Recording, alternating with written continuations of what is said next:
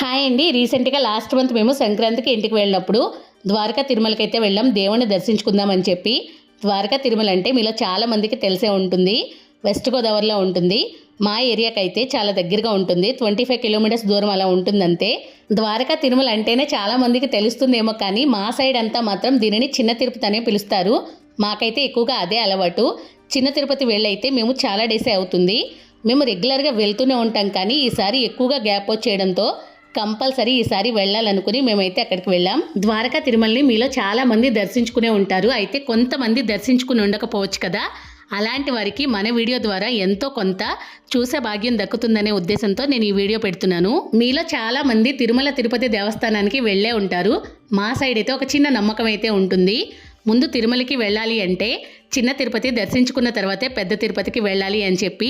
అందుకే మా సైడ్ వాళ్ళందరూ ముందు చిన్న తిరుపతికి వెళ్ళిన తర్వాతే పెద్ద తిరుపతి అయితే వెళ్తారు. ఇదే నమ్మకం అని నేను మా పేరెంట్స్ని చిన్నప్పుడు అడిగితే వాళ్ళు చెప్పింది ఏంటంటే, చిన్న తిరుపతిలో ఉండే స్వామి, పెద్ద తిరుపతిలో ఉండే స్వామి అన్నదమ్ములంట. పెద్ద తిరుపతిలో ఉండే స్వామి ఏమో అన్నగారు అయితే, చిన్న తిరుపతిలో ఉండే స్వామి ఏమో తమ్ముడంట. తమ్ముడిని దర్శించుకోకుండా అన్నగారిని మాత్రమే దర్శించుకుంటే తమ్ముడు అలుగుతాడని చెప్తూ ఉంటారు. ఇది ఎంతవరకు నిజమనేది నాకు తెలియదు, కానీ నాకు తెలిసిన స్టోరీని మీతో సరదాగా షేర్ చేసుకోవాలనిపించి మాత్రమే చెప్తున్నాను. మీకు ఈ స్టోరీ గురించి తెలిసి ఒకవేళ నేను చెప్పిన దాంట్లో ఏమైనా తప్పు ఉంటే కనుక దయచేసి ఏమీ అనుకోకండి. ఈ స్టోరీలన్నీ పక్కన పెట్టేస్తే ఇంతకు ముందున్న చిన్న తిరుపతికి ఇప్పటికీ అయితే అస్సలు సంబంధమే లేదు. 2-3 ఇయర్స్ బ్యాక్ మేము ఇక్కడికి వచ్చామని చెప్పాను కదా.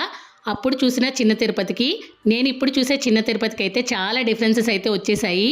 సంవత్సరానికి ఇక్కడ డెవలప్మెంట్ అనేది చాలా ఫాస్ట్గా అవుతుంది. అది కాక ఇక్కడ కొంచెం ప్లేస్ అనేది ఖాళీ ప్లేస్ ఎక్కువగానే ఉంటుంది కాబట్టి చాలా ఎక్స్టెండ్ చేస్తున్నారనే చెప్పాలి. ఈ గుడి మెయిన్ ఎంట్రన్స్కి పార్కింగ్కి కూడా చాలా దూరం అయితే ఉంది. అలా అని మరీ దూరం అని చెప్పలేం, కానీ కొంచెం దూరం అయితే నడవాల్సి ఉంటుంది.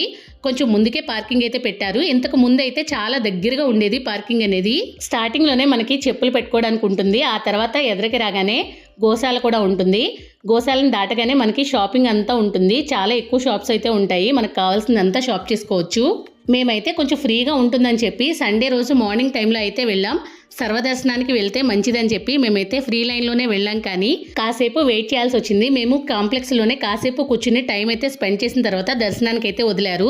మాకు దర్శనం అంతా కంప్లీట్ అయ్యేసరికి 1 to 1.5 hours అలా టైం పట్టింది. దర్శనం అయితే మాకు చాలా బాగా అయింది. బయటికి రాగానే ఇక్కడ ఫ్రీగా పులిహోర ప్రసాదం పెడుతున్నారని చెప్పి మేమైతే అక్కడికి వెళ్ళి ప్రసాదం అయితే తీసుకున్నాం. ఇక్కడ కొంచెం పులిహోర పెట్టినా కూడా పులిహోర అయితే చాలా టేస్టీగా ఉంటుంది. నేను ఇంతకు ముందు కూడా చాలాసార్లు టేస్ట్ చేశాను, కానీ టేస్ట్ అయితే ఎప్పుడూ తగ్గదు. అంతే లెవెల్లో మెయింటైన్ చేస్తున్నారు. బయటకు వచ్చేసి మీతో షేర్ చేయడానికి కొన్ని వీడియోస్, ఫొటోస్ అయితే తీసేసుకున్నాం. ఇలా మా తిరుపతి ప్రోగ్రామ్ అనేది చాలా బాగా అయింది.